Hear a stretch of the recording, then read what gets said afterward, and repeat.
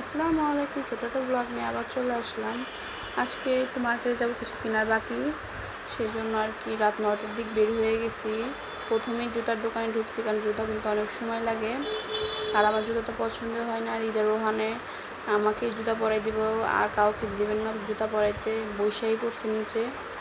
এটা ভালো লাগছে মোটামুটি, কিন্তু আমি নেই কারণ অনেকের পায়ে দেখছি। এই দোকানে আসার পরে ওই দোকান থেকে এই দোকানে আসার পরে দেখতেছি এটা রাকিবের বন্ধুর দোকান। এর আগে আসছিলাম কিন্তু তখন চিনতাম না আর কি। তো এই তো দোকানটা অনেক সুন্দর মাশাআল্লাহ।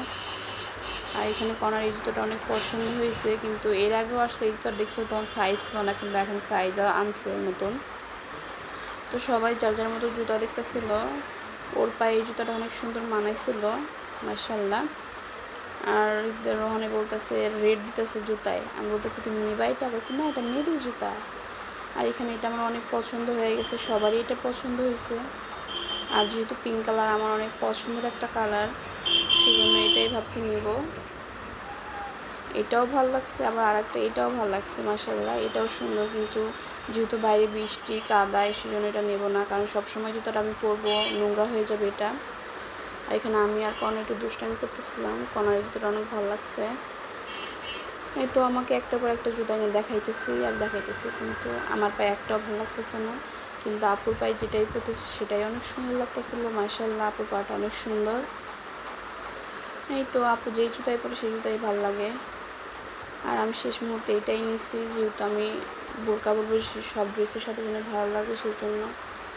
আর এখানে রোহানের জুস খাবে, সেজন্য চলে আসলাম।